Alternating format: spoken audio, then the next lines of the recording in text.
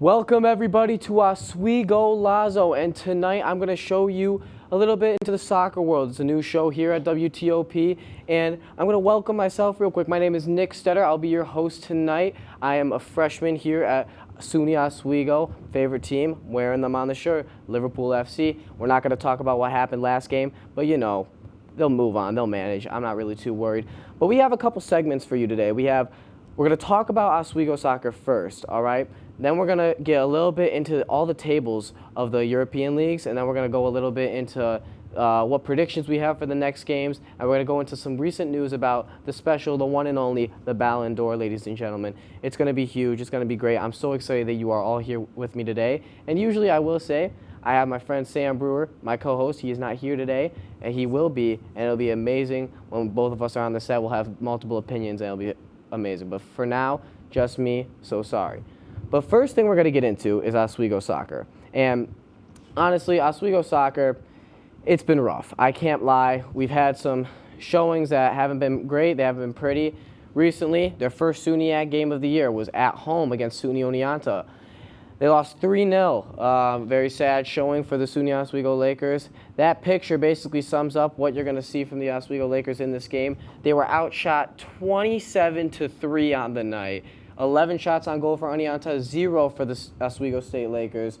8 saves for the Lakers, 0 for Oneonta. Just pure domination is the word for it. And the real question is, where do the Lakers go from this? Like, I haven't seen many bright spots. I've been to some of the games. I feel like they need to play wider. They need to play wider, and they need to use those wings. And it's a hustle game, really. They don't like to stay wide. They don't like to run. They got to keep working in practice. Conditioning is a huge thing in the sport of soccer, football, whatever you want to call it. It's a beautiful game.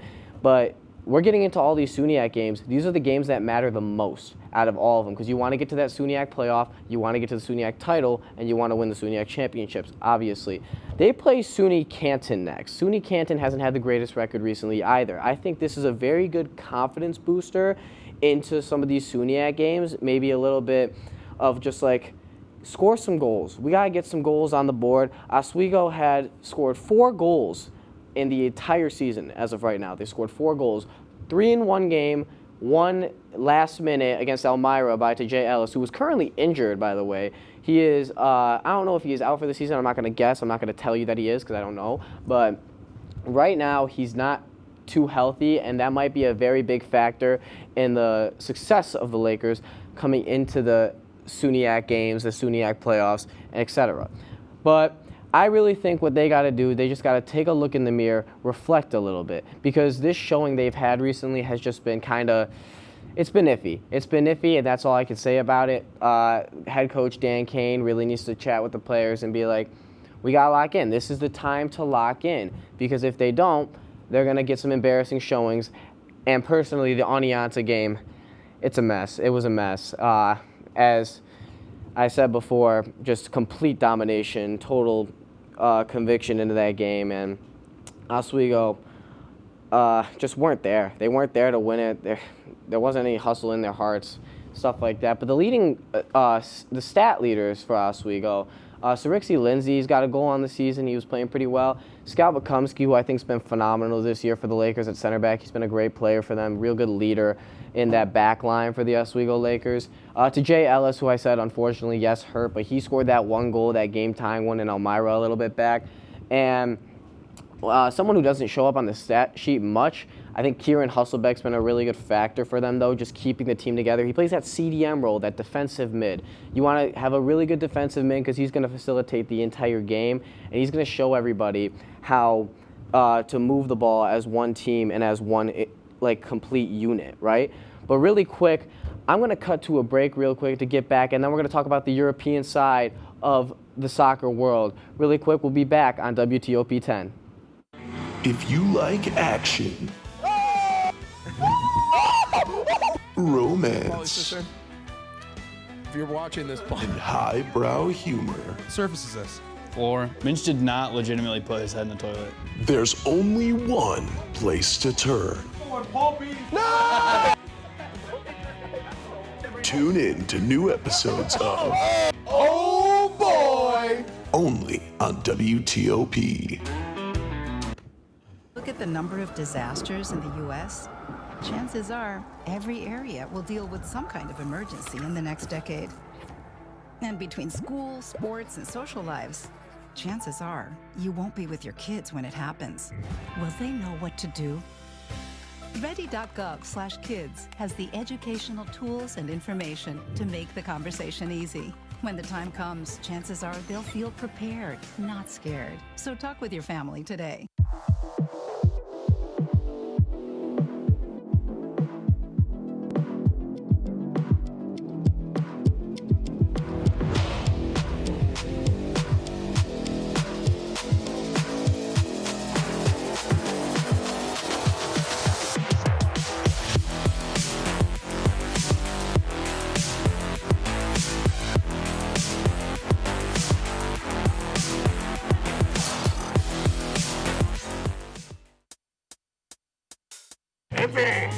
I had to eat a raw egg on Chris's dormitory floor. I currently don't have any federal pending charges. You know what you never did? You never walked to Walmart, Chris. That's my co-host. This is for making me eat roast Pop-Tarts. It's showtime, Chris. Come on. I want to be on the air for that. I got a couple things to say. No. Spin the wheel. But you got censorship. Welcome back. Welcome back. Welcome back to Oswegolazo, everybody. It's been a great night here already. We've talked about some Oswego soccer, but now we got to go across the pond to the European world of soccer, which in my personal opinion is the best world of soccer. And we're going to talk about the tables to start off. Going into some of the tables, I think we're going to look at the Premier League first here. The top of the table, Liverpool, just lost their first game of the season on 5 wins, 1 loss. Crystal Palace beating them to go above to 3rd. Arsenal also beating Newcastle today to go to 2nd. I think this table could change a lot. Obviously, we see Sunderland in 5th. That's a massive spot for Sunderland to be in, just getting newly promoted, personally, in my opinion. But Bournemouth 6th, too. City's obviously going to fly up there. What I don't notice, and if we go to the bottom of the table, there's some 2 really big names that are at the bottom of the table. Nottingham Forest is in 17th place right now. They finished top 5 last year, top 5, top 6, if my memory is serving me correctly. They were huge. They were in a European spot. They're playing European football right now, actually. And Manchester United, I really don't know what to tell you. As I said before, the bias is going to come in. I'm a Liverpool fan. They haven't been playing good for years and years. They're going to be iffy. They're not going to show too much. And yeah, let's move on to the next table, though. I believe we got the Spanish League here.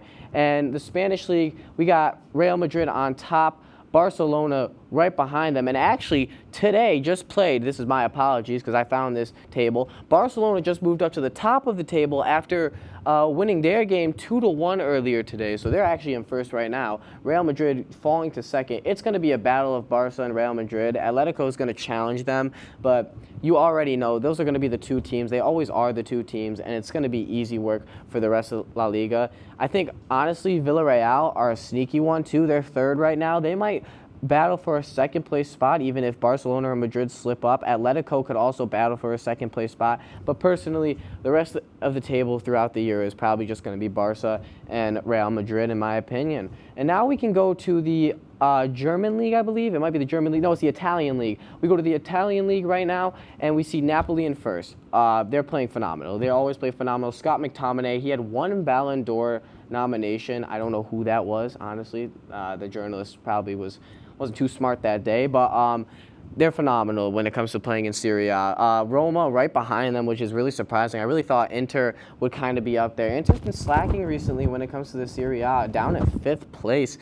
Kind of confusing to me, really. Juventus is playing well, but Napoli, they're unstoppable in the Serie A. They've won the Scudetto 2 years in recent times, and I personally think they're doing a phenomenal job over there.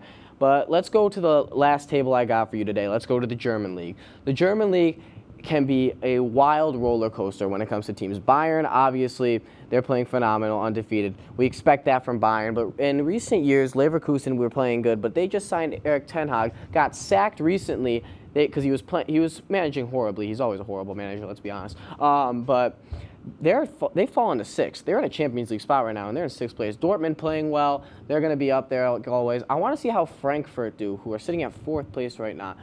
Frankfurt are a very underrated team in my opinion. I think they're doing a great job over there. And realistically, all these tables could shift. All these tables could change no matter what. That's why soccer is such a beautiful game, because the unexpected happens, all right? I guarantee you, not a lot of people expected Palace to beat Liverpool. Guess what? Palace came, they saw, they destroyed. They beat Liverpool 2-1 and honestly dominated them the entire time. Phenomenal job by Palace there. And another game, Man United losing to Brentford too. But now we're going to go to a different segment. We're going to go to toss-up. Toss-up, I love toss-up because we're going to talk about the biggest games coming up, okay? We got a giant Champions League matchup. David and Goliath. Really, it's Goliath versus Goliath.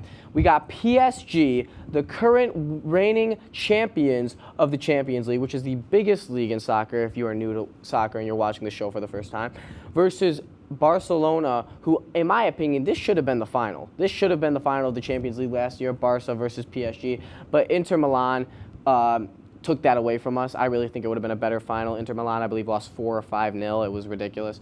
But PSG and Barcelona, personally, in my opinion, I think Barcelona takes this. PSG, I believe Dembele is out right now, and I think Barcelona, they're playing amazing right now. Yamal's back from injury. Everyone's healthy. I'm not worried about PSG when it comes to FC Barcelona. And then we got a couple more matches too. Liverpool play Chelsea coming up. Chelsea's been struggling. Liverpool just lost, but realistically, Chelsea's in the worst boat right now. I think I'm going to take Liverpool in that game 2-0. By the way, for PSG Barcelona, I'm going to go 2-0 for Barcelona. And then we go to the Spanish League, Real Madrid versus Villarreal. I think I'm going to go 1-1. I think I'm going to go 1-1. Nicolas Pepe has been playing very good right now for Villarreal, and I think they get a goal there. And then we're going to go to the German Bundesliga. I got 2 really cool games coming up. Bayern and Frankfurt. This is a sneaky one for Bayern. I say they might lose this game 1-0. I'm serious. Frankfurt's been playing out of their mind. They just had a giant win against Galatasaray in the Champions League. And also Borussia Dortmund versus RB Leipzig. That's going to be a great game. It's always a great game. And I think that RB Leipzig is going to pick up the win against Borussia Dortmund. Guirassi's going to get 1 goal for Dortmund, but I think that Leipzig, they're just phenomenal in the Bundesliga. They always play so good. I think they're going to win that game 2-0, 3-0. It might be a blowout even. I might go 4. But, yeah, really some amazing matchups. And there's a bunch of different leagues, too. We all love to see this much soccer being played in a week, especially these Champions League games. You got to watch PSG versus Barcelona. That's going to be one of the matches of the year. That's going to be something that we love to see every single year. It's going to be phenomenal. And honestly, might be a little precursor to the Champions League final if another team doesn't step up and take what PSG currently have, if you know what I mean. But realistically, that's all I got for the toss-up. Now we're going to go to a different little segment called Worth It. And Worth It is talking about the previous transfers that were just made in August's transfer window and seeing how they've fared when it comes to playing in the leagues that they were just changed to, maybe new teams, new squads, new stuff like that. We're going to start off with Milos Kerkez of Liverpool FC. Personally, he's aggressive, he shows heart, but he hasn't been playing amazing. In my personal opinion, Milos Kerkez has not been worth it. He's young, yes, give him time. We're at the start of the season. This is a phenomenal time to develop players, get him in the starting lineup. But Milos Kerkez, I think he needs to start behind Robertson for now. Robertson's got to take that starting role. He learns behind a seasoned veteran in Andrew Robertson. And in my personal opinion, yeah, he's not really worth it and hasn't shown too much for this Liverpool squad. But now we're going to go to Luka Modric of AC Milan. Is an absolute diamond right now, okay? He's playing phenomenal out of his mind. He's got a ranking of 7.4 and above on every single game according to FootMob. In my personal opinion, Luka Modric is totally worth it, 100%. I believe they got him on a free transfer too. Yes, he's old. I believe he's 38 years of age. He's won so many Champions Leagues, though, 5 or 6, playing the best ball of his life right now. I'm guarantee you he's loving the Serie A. It's such a competitive and defensive league. And Luka Modric, age is like fine wine. That's all you can say about it. He's absolutely amazing no matter where he goes, no matter who he plays with. And finally, I want to take a little more time on this man, Eberechi Eze for Arsenal. Eberechi Eze has been very good for Arsenal. He started a little shaky. His debut was against Liverpool in that 1-0 loss from the Dominic Szoboszlai free kick. But Eberechi Eze has personally, he's shown me a lot, and I think Eberechi Esse is worth it. I think Eberechi Esse has been playing amazing recently. He had a beautiful, beautiful assist in one of their recent games to win the game, and he also just had a phenomenal showing in the Arsenal-Newcastle game that they just won 2-1 today. But Eberechi Esse, he's not young, he's experienced though in the Premier League. He played for Crystal Palace before Arsenal, and he's proven that he can play. He shows absolute poise in the midfield every single time he plays, and I just think what Eze does is absolutely perfect every time he gets on the field, every time he plays. But I'm very excited to see how those players play. Maybe Milos changes my mind a little bit. Maybe Milos improves. I know he's young, but he can grow into this team, maybe even start over Robertson. I really think Robertson should start, though. And then Luka Modric is going to stay fine. He's going to play amazing. And maybe he'll fall off, maybe he won't. Same thing over there with Milos, as I just said. But yeah, no, it's going to be a very great showing to see where we go in the season. But we're going to go to one more break really quick, just before we get into the main focal points of this show. And we will see you on WTOP 10.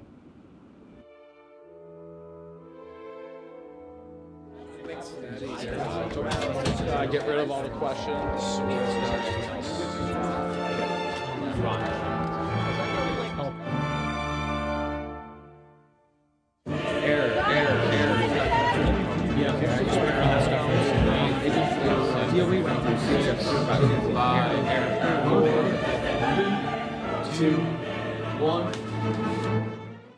If only we had someone who could tell us what we should and shouldn't watch. Well, do we have a show for you? Who are you? What are you doing in my bed? On Be Kind and Rewind, we will go through and review all your favorite movie franchises. And tell you which ones you should and shouldn't watch from the perspective of normal movie fans. Well, be sure to check out Be Kind and Rewind on WTOP 10.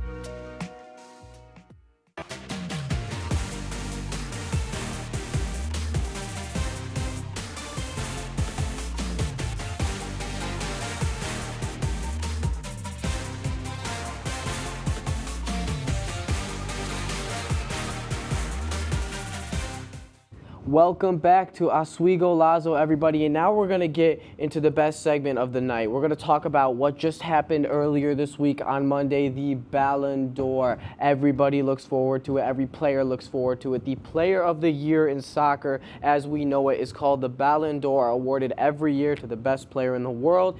And we're going to go through my rankings because there was a bit of controversy this year. People thought someone should have won it over somebody else, and I'm probably going to go throughout my rankings and show you how I think the Ballon d'Or should have gone. So coming in at 5th, I have Vitinha. And Vitinha was really whacking me. He finished 3rd in the Ballon d'Or overall, but in my opinion, he should have been 5th. Yes, he won a Champions League. The Ballon d'Or is highly influenced off the Champions League, but I really don't think he should have been 3rd place. There's a lot of really good players over him, and PSG had a lot of people in the top 30, yes, but I think having that many people for a Champions League, I feel like the Champions League's too much influenced on this Ballon d'Or, and Vitinha shouldn't have been 3rd. I think 5th was he was a phenomenal player the entire year, don't get me wrong, absolutely amazing, but 5th is right where I'd have him. And going into my next player, I'm a Liverpool fan, I want to be biased, but I can't. Mohamed Salah, 4th. He won his Premier League, had one of the best Premier League seasons of all time, in my personal opinion, but he had to stay 4th. There's 3 amazing players over him. What a season he had, though. I believe he's around 33, 32-ish, but he played amazing. He still moves so quick on the ball, so dangerous with that left foot, can cross it in with his right. Just one of the best Premier League seasons I've ever seen out of a player. And recently, he hasn't been doing much. He scored some penalties. He's had one goal through a bashing of Bournemouth at the end. Like, he hasn't been doing a lot right now, but fourth is definitely where I'd have him at that season. If he won the Champions League, personally, I think he wins it all. He was phenomenal that entire season. If Liverpool got to the Champions League final even, he would have won the Ballon d'Or in my personal opinion. But now moving on to the next player that I want to talk about, Lamine Yamal. He was second in the Ballon d'Or.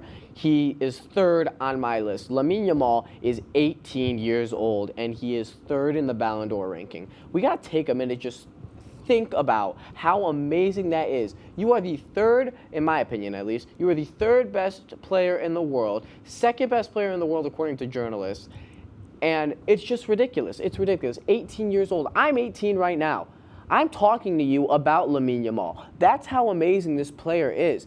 And he's just going to, I guarantee you, he wins 3 by the end of his career. He might win 4. He might win 5. He might win 6. I could keep going, but I'm not, just for the sake of this show. But he is a star boy, okay? I'm talking Messi, Ronaldo star boy. He's better than Neymar. He could be better than everybody. This is the most potential we've seen out of a player in a very, very, very long time when it comes to Lamine Yamal. Yes, he won the Copa Trophy. That was a cop-out. Everybody knew he was going to win the Copa Trophy against the Young Player of the Year. Of course he's going to win Young Player of the Year. But now we go to 2, and you guys might get mad at me. Ousmane Dembele is ranked second on my list. The actual Ballon d'Or winner, yes, Ousmane Dembele is second. In my opinion, yeah, he won the Champions League. He was the best player on the Champions League winning team, Ousmane Dembele. He wasn't the leading scorer in the Champions League, wasn't the leading assister. Played very good in Ligue 1. They won a quadruple in Ligue 1, which is, yes, it's the French league. It's not a lot of competition, but, you know, Ousmane Dembele, they still won a quadruple, including the Champions League. Ousmane Dembele, though, phenomenal. He played amazing, and I think, personally, that he was just out of his mind. He was phenomenal, and I couldn't believe how amazing he was, especially coming off all those injuries. And Ousmane Dembele, in my personal opinion, was phenomenal, but he just wasn't above this guy. No one was above this guy, and it was abysmal to me that he was ranked 5th. Rafinha of FC Barcelona is my winner of the Ballon d'Or, and he should have been, okay? He was the goal assist leader in the Champions League. He was the goal assist leader in La Liga. He was the best player on Barcelona. The fact that Lamine Yamal was ranked, the fact that anyone on Barcelona was ranked over him was ridiculous in my personal opinion. Rafinha should have won this Ballon d'Or. And I think the only reason he didn't is because people, to be fair, I just hyped up Lamine Yamal. I think he's phenomenal at 18. But people hyped Lamine Yamal up so much that Rafinha just got put in the backseat. He didn't even get a single vote for first. He got no votes for first. And because of that, yeah, he got placed 5th, which I find ridiculous. He was better than Salah. He was better than Dembele. He was better than Vitinha. He was better than Yamal. He was better than everybody. He should have won the award, in my opinion. And I really think that besides that, no one else showed out anything. But it's exciting to see who we're going to find out is winning the Ballon d'Or next. If I could give you a prediction who I think is going to win the Ballon d'Or next, I just said I shouldn't talk about him too much, but Lamine Yamal is probably going to win the Ballon d'Or. I'm not going to lie. Barcelona are playing amazing like usual, and Lamine Yamal's, he's such a star boy, and he just cuts in every time with the left foot. Easy top left finish, and just amazing. Lamine Yamal really is. And finally, I'm going to go to my player of the week really quick. And my player of the week is simple. There's a lot of good players that played this week, okay? We had phenomenal showing from Erling Haaland. We had a phenomenal showing from just everybody on Arsenal, really. Arsenal just played phenomenal this entire week. Nicholas Walmatad, too, for Newcastle. He showed out playing in his debut, getting his first Premier League goal, and his second Premier League goal today, actually, against Arsenal. But realistically, the player of the week's got to be the guy who just won player of the year, right? It's just got to be Ousmane Dembele. And he, as you can see him kissing his beautiful trophy right there, the trophy that every soccer player loves, needs, and desires. Ousmane Dembele has to be my first ever in Oswegolazo history. He's my first ever player of the week. Congratulations, Dembele. It's a huge honor, trust me, compared to all the other honors you've got in your career, I guarantee it. He's going to be amazing this year. Right now, he's out with an injury, actually. So we'll see how that affects him. I believe he's out for 2, maybe 3 weeks. I think he's going to be maintaining that injury too, because PSG don't really have any troubles in Liga, and they're going to win that league easily. So they're going to really just focus on him for the Champions League aspect of Liga. But going into next week, I want to talk about a little bit, before I get a little more on Dembele, who some potential player of the weeks could be. I see a lot of potential in Mbappe being a player of the week. Speaking of him, he played amazing this week too. I can't believe I didn't even mention him. That didn't cross my mind until now. Mbappe could definitely be a player of the week. I think, honestly, someone in Chelsea might sneak in against Liverpool and be a player of the week too. You know, I could probably sense a Pedro Neto. I honestly sense a Pedro Neto. I feel like he could sneak in and be a player of the week. And maybe one more, I'd say, from the German grounds. I think that Luis Diaz, who's been phenomenal recently, by the way, I just want to say that he's definitely worth it. If we were talking about worth it, Luis Diaz, it was no doubt in my mind he could definitely be a player of the week. I wish we never sold him Liverpool-wise personally, but yeah, no, I think we got a lot of good potential player of the weeks coming up, and it's just been phenomenal to see all these amazing transfers, all these amazing players that we normally don't see, because we've been used to, like, for about 13 years, we've been used to like a Messi and Ronaldo battle, okay? No one else cared about any other players. Sure, you had Neymar in there. Sure, you had a young Mbappe at the time, but it was Messi and Ronaldo. Who's going to win the Ballon d'Or? It's either this guy or that guy. But guess what? Now we have some options. Rodri won it last year. We had Luka Modric in the middle of that Ballon d'Or kind of clash between those two, which is also really interesting. But, yeah, we have a lot of good candidates coming for the Ballon d'Or, which is a new, fresh design. I kind of like this new era that we're coming into. Obviously, we still get to see Messi and Ronaldo play. We're living in the best life right now. The World Cup's coming up, too. Hopefully, they play in that. Ronaldo's going to be like 100 years old, but besides that, it would be phenomenal to see them both play in one more World Cup. It's going to be in America, and Canada, and Mexico. They're doing a 3-country kind of thing. I don't know how I feel about that. I'm going to be honest with you. Not my cup of tea, personally, but it's really cool to see, because like Dembele, no one would have expected Dembele to win that Ballon d'Or. Dembele was injured at Barcelona, nonstop, out of his mind injured. He was ridiculed for it. He was very good at Dortmund before he went to Barca, but didn't play good at all. Goes to PSG for 1 year. He played all right the first year. You know, he didn't show too much. This year comes, bam, out the window, played out of his mind. Phenomenal. He played amazing, won the Ballon d'Or, yes, but I believe that Rafinha should have won it, man. I'm still kind of starstruck by it. I really think that if Barcelona got to that Champions League final, he would have won it. That's the issue with the Ballon d'Or this year. It's so focused on the Champions League. It's just so focused on it. And I find it really stupid, in my opinion. I feel like, yes, winning the league is amazing. Winning the league is phenomenal. And you want to win the league every time. But winning the Champions League, you win the league, you're here in the Ballon d'Or ranking. You win the Champions League, you're first. You're all the way over the moon first. You've won.